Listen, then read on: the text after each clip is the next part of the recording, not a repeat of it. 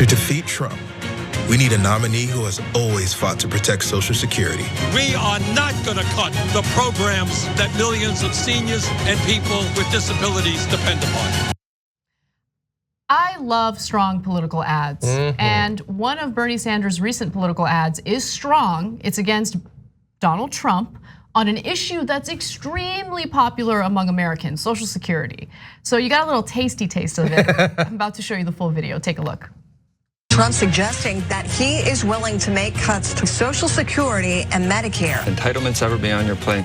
At some point they will be. To defeat Trump, we need a nominee who has always fought to protect Social Security. We are not going to cut the programs that millions of seniors and people with disabilities depend upon.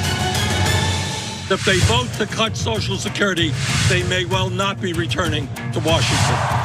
I'm Bernie Sanders, and I approve this message.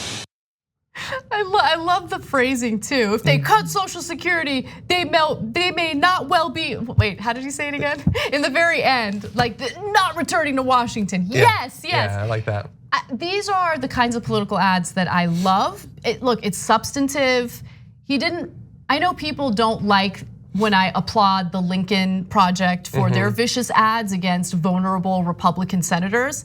I don't like the people, don't get me wrong. I just like the viciousness of the ads because they're stating obvious things that should be used in attack ads that Democrats usually shy away from. In this case, it's super substantive. It's on an issue that is very popular. I'll give you some of the polling in just a second. And Bernie Sanders isn't lying. Like, he has a lengthy record of fighting to protect Social Security. And Social Security has been under attack for a long time now. There have been both Democrats and Republicans who have wanted to cut the program.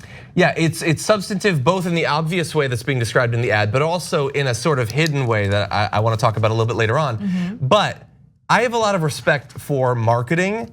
And so I wonder to what extent, like obviously I love that video too, and you love the Lincoln Project ads. To what extent is it that it's not that you love the aggression, it's that you love the aggressive violin solos?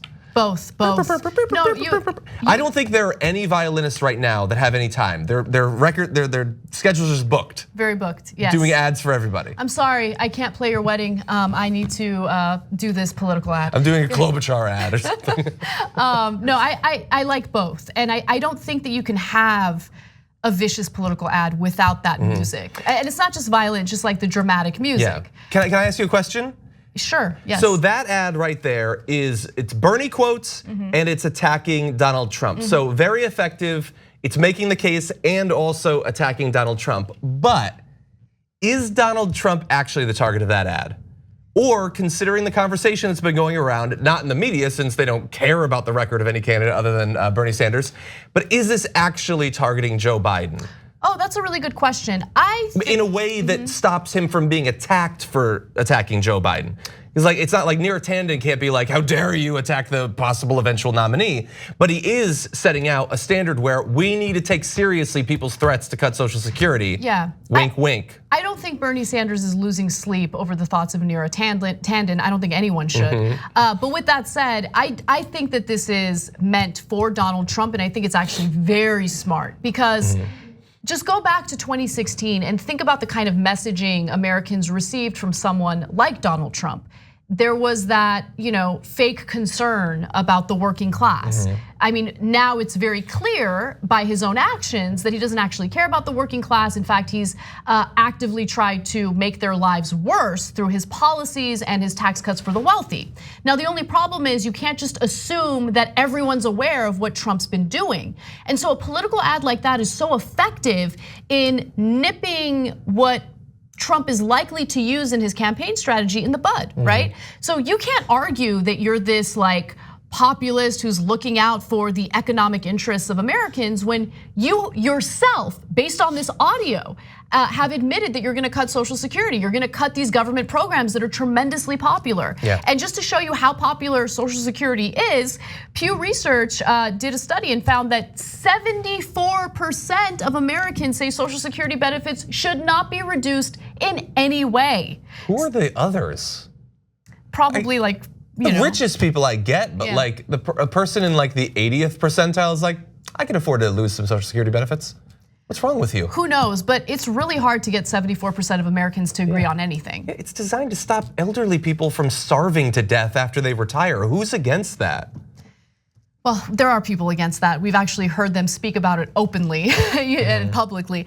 65% of adults aged 18 to 29 oppose cuts to Social Security. 77% of adults aged 30 to 49 hold that view, while 80% of adults over 50 hold that view. And so, look, the numbers just prove over and over again that these are popular programs, which is why in the various times in this country's history where lawmakers have wanted to cut it, they haven't succeeded because luckily people get active. And we talk a lot about how we should get money out of politics.